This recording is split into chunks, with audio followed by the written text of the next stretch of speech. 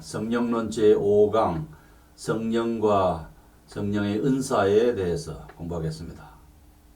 여러분 받으신 실라버스의 제1번 구약시대의 성령과 신약시대의 성령 은사와 관련해서 이야기하겠습니다. 지난번 강의 성령 세례에 대한 강의를 수강한 어느 학생이 저한테 아주 유익한 질문을 했습니다. 교수님, 구약시대에도 성령 세례가 있었습니까? 여러분, 구약시대에도 성령 세례가 있었을까요? 이것은 우리 학습을 위해서 매우 유익한 질문입니다. 배운 것을 리뷰해보면 이 질문에 대한 답이 나옵니다. 성령 하나님은 창조자시고 성부와 성자와 함께 창조사역을 수행하시고 그 다음에 이 지상에 있는 모든 생명체에 생명을 부여하시고 그 생명을 보존하시는 활동을 하고 계십니다. 그 성령 하나님은 인류 구원을 위한 구원사를 주도해 오시고 이스라엘 역사 가운데서 그 역사의 고비고비마다 성령 하나님이 개입하시고 그래서 이스라엘 민족의 역사는 곧 구원사이고 구원사는 곧 성령의 역사라 해도 과언이 아닙니다. 성령 하나님은 다윗과 사울 이야기에 등장하죠. 성전을 건축하는 장인들에게 아주 섬세한 작업을 하도록 은사, 기프트를 주셨어요. 선지자들에게 직접 신탁, 하나님의 말씀을 위탁하셔서 하나님의 말씀을 예언하게 했습니다. 그리고 성경을 기록하게 했습니다. 성령님이 그들에게 예언하는 은사, 선언하는 은사, 그것을 기록하는 은사를 주신 결과죠. 오순절 성령 강림 사건은 매우 중요합니다. 이것은 단회적 구원사 사건일 뿐만 아니라 이제 성부와 성자 시대를 넘어서 성령 시대에 돌입했다는 것을 선언하는 사건이었습니다. 오순절 이후에 우리는 성령 시대, 교회 시대, 새 언약 시대라고 하는 이 예수 안에 있는 새로운 시대에 살고 있고 그 오순절날에 성령 시대가 도래했습니다. 다른 말로는 교회 시대라 하기도 하고 새 언약 시대라고도 합니다. 예수님 이전의 구약 시대의 모든 역사와 이스라엘의 사건들은 하나의 모형, 타이프이고 상징이었습니다. 이제 그것의 의미는 예수 그리스도의 오심과 오순절 성령 사건으로 종료되었습니다.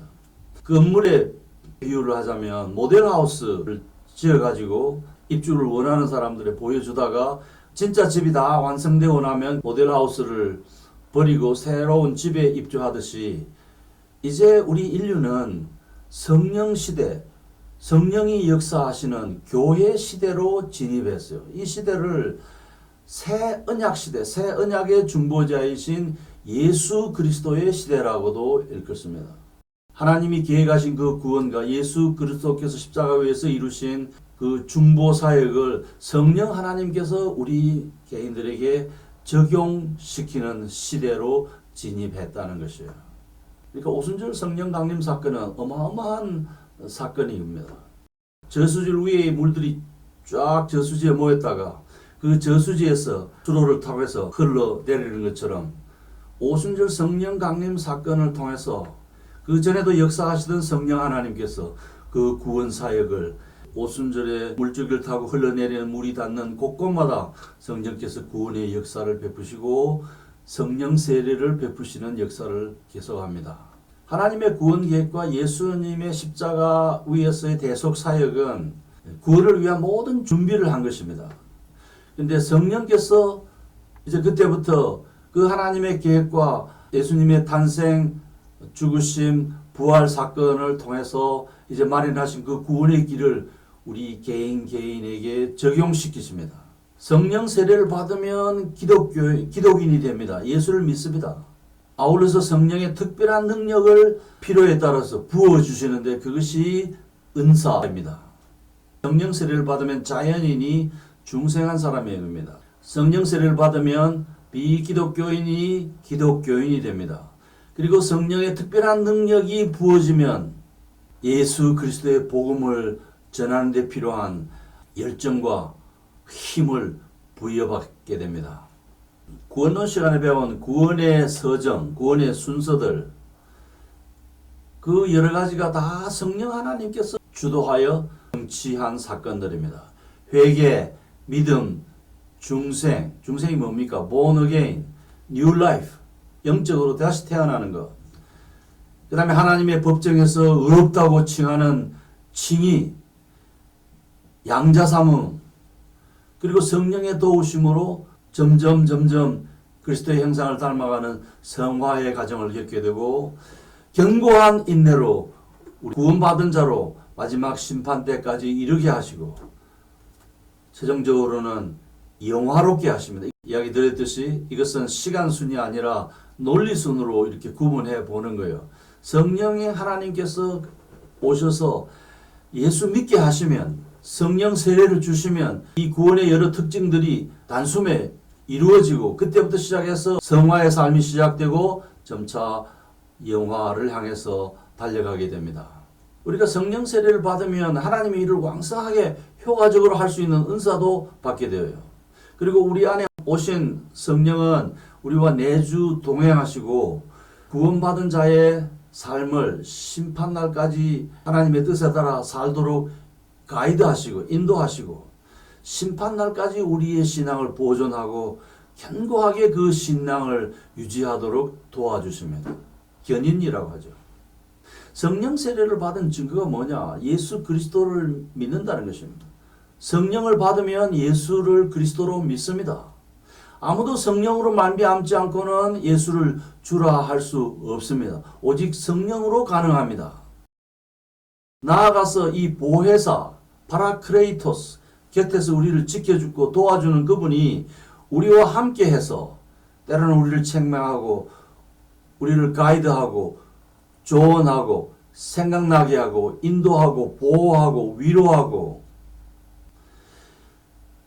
여러분, 예수 믿은 후에 하나님 예배하고 싶고, 그 하나님을 경외하고 하나님 말씀에 순종하고 싶고, 더 깊은 신앙의 경지로 들어가고 싶고, 신앙의 열매를 맺고 싶어하는 갈망이 생기고 헌신과 전도에 갈급하십니까? 성령을 받은, 성령 세례를 받은 증거입니다.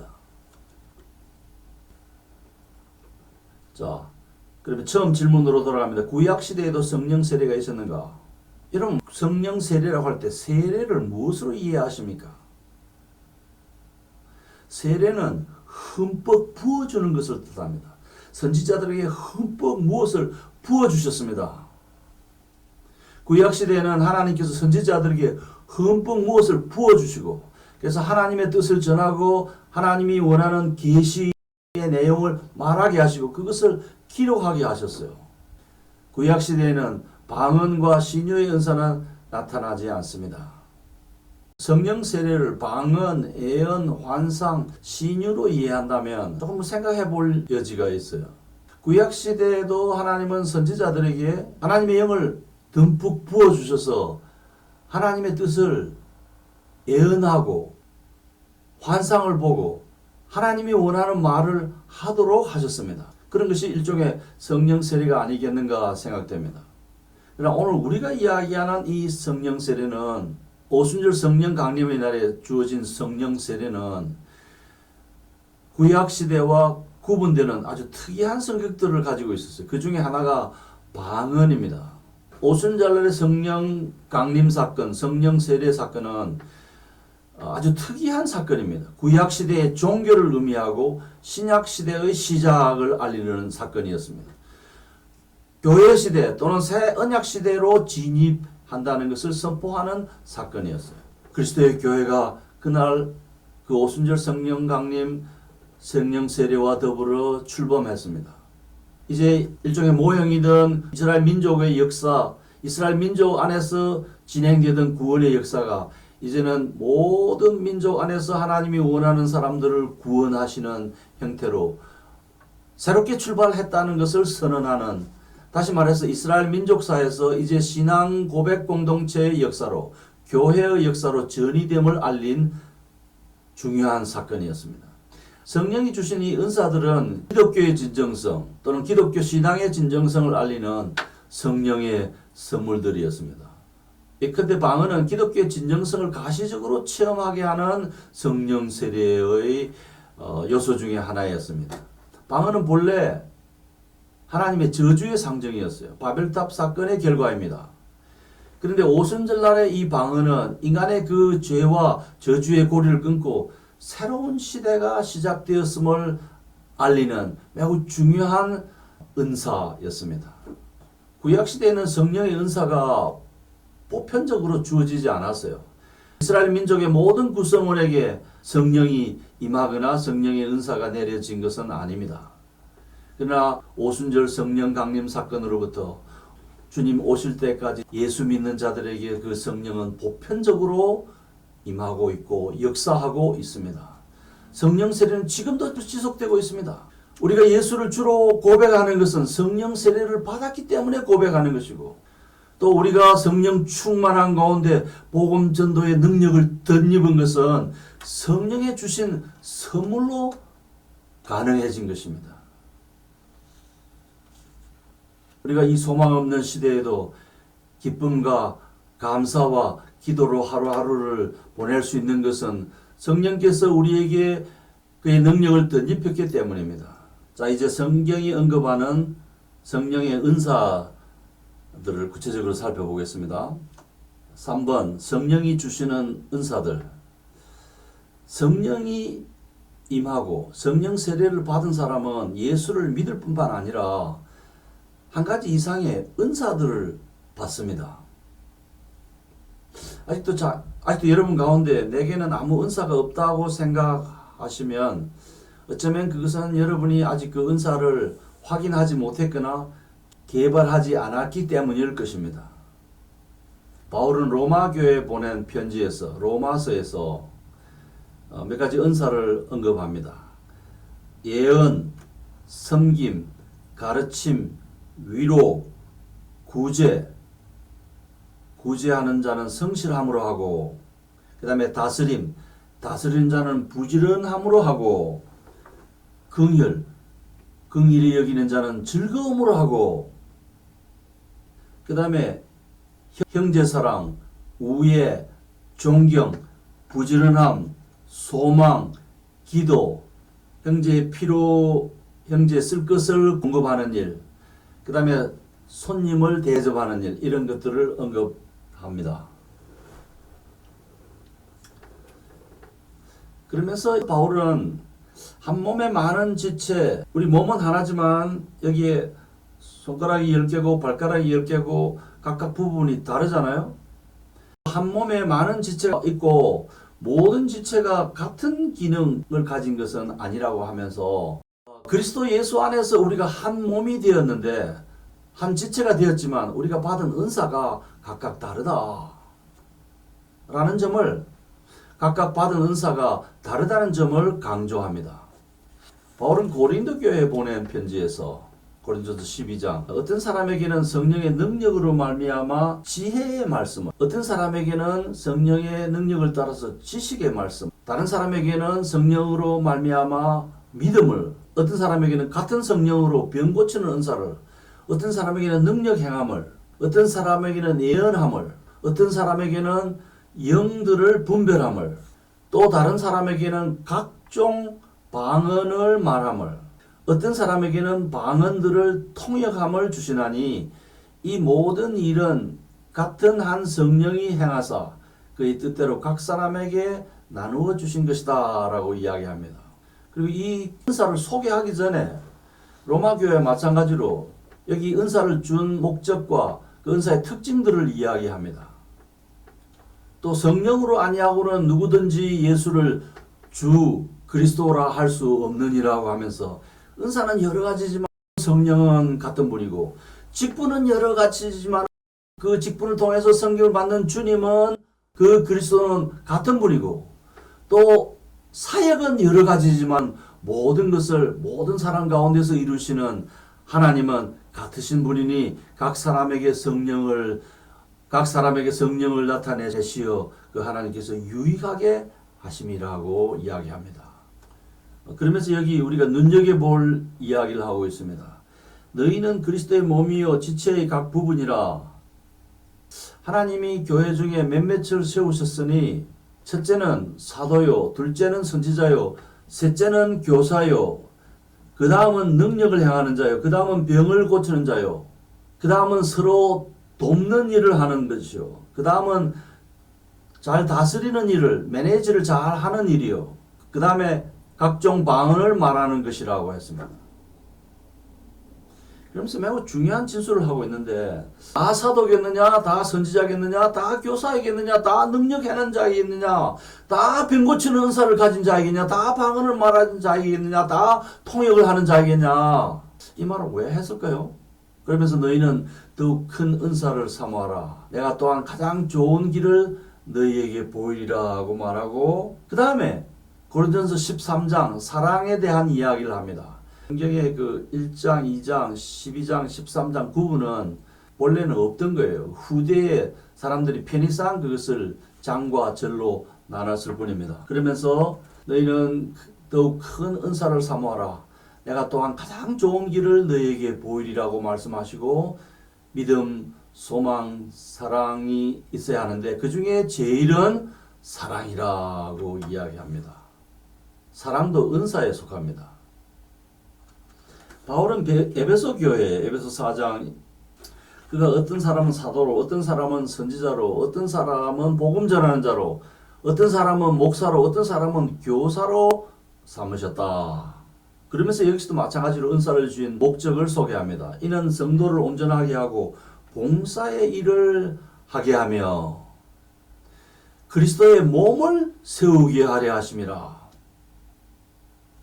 자, 그 그리스도의 몸이 우리가 다 하나님의 아들을 믿는 것과 아들을 아는 일에 하나가 되어 그리스도의 장성한 분량이 충만해지는 단계까지 가기를 원한다. 이제부터는 우리가 어린아이가 아니고 이단적인 교리로 속이거나 간사하게 우리 영혼을 앗아가려고 유혹하는 그런 교훈에 빠져들지 않는다.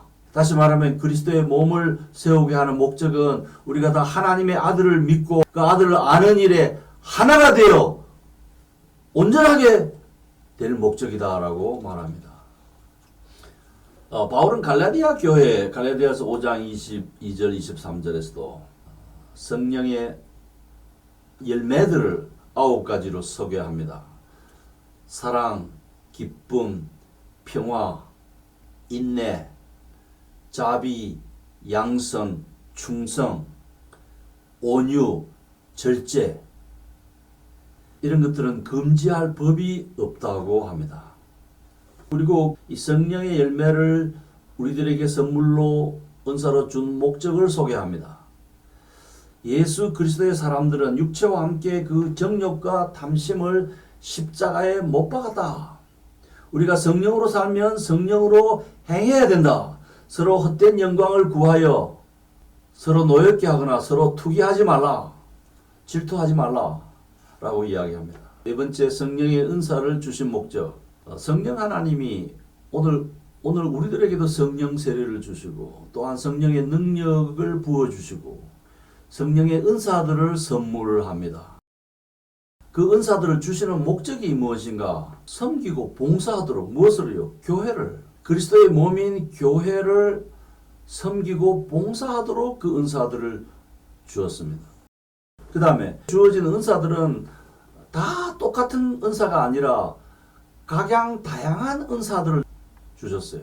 여기 은사를 영어로 gifts, 선물들이라, 또 talents, 달란트라고 이야기합니다. talents. 그래서 서로 각각 다른 은사들을 주었으니 그 은사들을 가지고 충성되게 그리스도의 몸인 교회를 합심하여 섬기라고 했어요. 그 은사를 주신 목적이 뭐냐? 교회의 유익이 되도록 하기 위해서 은사를 주셨습니다. 그런데 시기, 노여움, 헛된 영광 추구, 정욕, 탐심 이런 것들을 언급하는 걸 보아서 이 은사와 관련해서 로마 교회, 고린도 교회, 에베소 교회, 갈라디아 교회에 사람들 사이에 갈등이 있었던 것 같습니다. 서로 시기하고 노여워하고 그걸 헛된 영광의 도구로 삼고 그것을 정욕과 탐심의 도구로 삼는 아마 그런 일이 있었던 것 같아요. 비교의식. 나는 이 보잘것없는 은사를 받았는데 저 사람에게는 왜 저렇게 크고 놀라운 은사를 주었는가? 나에게는 고작 여기 이 봉사하는 이 은사를 주었는데 저 사람에게는 많은 사람들이 주목하고 많은 사람들이 그의 말에 귀를 기울이는 은사를 주셨다. 그래서 시기하고 질투하는 마음이 있었던 것 같습니다. 여러분, 예수 믿을 때 받은 그 은사는 오로지 주의 교회를 섬기도록, 주의 교회에 유익하도록 주셨습니다. 자, 다섯 번째, 은사의 특성. 로마교회, 고린도교회, 에베소교회에는 사랑이라는 것을 은사로 표현하고 있지 않아요. 그러나 거기에 타인을 도와주고 형제에 쓸 것을 공급하고 손 대접을 잘하고 하는 여러 가지가 다 사랑에 관련된 이야기입니다. 그 다음 은사의 가변성. 은사가 오늘은 주어졌는데, 금년에는 주어졌는데 그 은사가 그 다음 해에는 중단될 수도 있습니다. 지난해는 이 은사를 받았는데 금년에는 또 이런 은사를 받을 수도 있습니다. 그래서 이것을 은사의 가변성이라고 합니다. 한번 은사가 주어졌다 해서 그것이 죽을 때까지 계속된다, 꼭 그런 원칙은 없습니다. 그 다음, 이 은사는 시대마다, 지역마다, 교회마다 그 지역과 특징과 필요에 따라서 서로 다른 은사들이 주어졌어요. 에베소 교회처럼 지적인 교회는 지적인 형태로, 고린도 교회처럼 정적인 교회는 어떤 정적인 필요를 채우는 특징들로, 로마 교회처럼 의지적인 교회에는 그런 교회에 부합하는 선물을 은사들로 주셨습니다. 그럼 오늘 우리가 사는 우리 시대의 교회에는 하나님이 어떤 은사들을 주실까요? 기본적으로 성경에 나온 이 은사들은 모든 시대에 필요한 은사들이죠. 오늘 우리 시대에도 주십니다. 지금 우리가 코로나 바이러스 때문에 진통을 겪고 있는 시대에 살고 있는데, 이 시대의 교회는 그 미디어 전문가, 영상 전문가를 필요로 해요. 그럼 하나님이 어떤 사람에게는 특별히 그 영상을 잘 다루고 비대면 방식으로 또는 간접 대면 방식으로 모니터를 보면서 목사님의 설교를 듣고 모니터를 보면서 성찬식을 하는 그런 시대에 부합한 탤런트를 주실 수도 있지 않겠나 생각해 봅니다. 그림 선교. 그 성경 이야기도 현대인은 이미지로 접근하기 때문에 그림으로, 심지어 기독교 강요를 그림으로, 만화책처럼 그림으로 그려내는 사람도 있는데, 그런 은사가 우리 시대에 필요한지 모르겠습니다. 복음송, 워십 댄스, 성가대 지휘자, 그리고 피아노를 잘 치거나 오르간 반주를 잘하는 탤런트도 우리 시대가 필요로 하는 은사들입니다.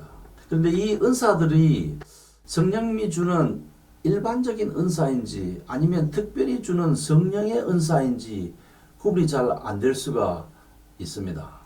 어떤 카테고리에 넣든 하나님이 주시는 은사인 것은 사실이에요. 제가 30대 중반에 목회를 할 때 실수했던 일이 있습니다. 이 경험이 여러분들한테 좋은 교훈이 되기를 바랍니다. 아주 적은 그룹의 사람들이 저를 목사로 초빙했습니다. 제가 열심히 복음 전도했더니 많은 사람들이 개종하고 예수를 믿겠다고 찾아와요. 2달 만에 한 번씩 세례식을 하고, 사람들이 갑자기 한 3년 만에 한 400명으로 불어나서 교회당을 제가 건축을 했습니다. 제가 건축을 했단 말은 건축업자를 따로 두지 않고 제가 전문가를 단계별로 불러서 일을 시켜서 완성을 했어요. 그리고 헌당 예배를 드렸습니다. 2사람의 장로를 안수해서 세웠습니다. 그러면서 제가 이 성도들의 은사를 개발할 목적으로 이 은사에 대한 설교를 쭉 했어요. 은사의 종류를 이야기하고 제가 이 은사 목록에 노래를 잘 부른다든지 성가대 지휘를 잘 한다든지 피아노를 잘 친다든지 오르간 반주를 잘 한다는 그런 은사는 여기 목록에 없다고 이야기를 해줬어요. 그 이야기를 하자마자 제가 아차, 내가 해서 안 될 이야기를 했구나. 아니나 다를까 예배를 돕고 있던 우리 피아니스트가 그 이야기에 마음이 상했어요. 그래서 그때부터 저한테 별로 호의적이지 않고 뾰루퉁한 표정을 짓곤 합니다. 그래서 제가 다소곳하게 다가가서 위로도 하곤 했지만은 효과가 없었어요.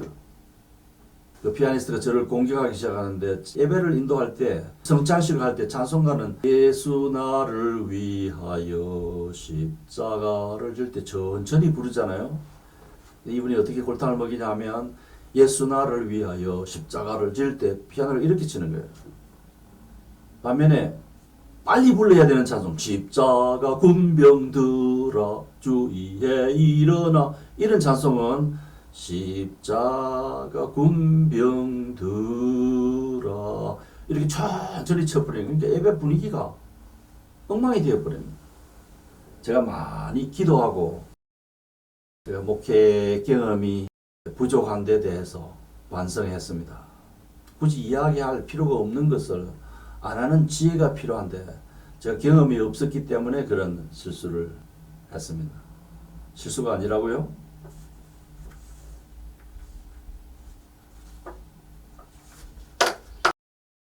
우리 다음 시간에는 방언에 대해서 공부하고 그 다음 시간에는 예언과 계시 은사에 대해서 공부하겠습니다. 여러분 예수를 믿으십니까? 성령님께서 여러분에게 세례를 준 결과입니다. 여러분 주님을 사랑하고 주의 교회를 섬기고 싶어 합니까? 성령 하나님이 여러분에게 은사를 주신 거룩한 갈망입니다. 여러분은 어떤 은사를 받았습니까? 그 은사가 교회에 유익을 주고 있습니까? 아니면 교회 안에서 걸림돌이 되고 있습니까? 그 은사가 각각 다른데 그 다른 은사들을 가지고 한 번 주님 하나의 교회를 섬기기 위한 은사로 사용되십니까? 아니면 그것은 여러분이 배타적 자기 과시를 위한 수단으로 사용되고 있습니까? 여러분의 우월감을 드러내는 어떤 특별한 영적인 은사로 표출되고 있습니까? 성령 하나님 주신 그 은사가 100% 활용되고 있습니까? 아니면 그 은사가 지금 잠재워져 있습니까? 하나님이 우리에게 은사를 주신 것은 우리가 그 은사를 가지고 대박 한탕 무슨 뭘 성공하거나 상품화하거나 우리 자신을 과시하거나 영웅주의적인 수단으로 삼거나 그것을 개인 기호로 삼거나 내 자신이 다른 사람보다 우월하다라는 과시적인 수단으로 삼으라고 준 것은 아닙니다. 오로지 그 은사는 주님을 위해서, 주님의 몸인 교회를 위해서, 그 몸이 가르치는 복음, 곧 하나님의 아들을 믿는 일과 그 하나님의 아들이 누구인가를 아는 일에 혼연일체 하나가 되는 유익을 주도록 그 은사를 주셨습니다. 그 은사를 잘 활용하셔서 선한 열매들이 많이 맺기를 바랍니다. 이제 제가 여러분을 아주 특별한 장소로 안내하겠습니다.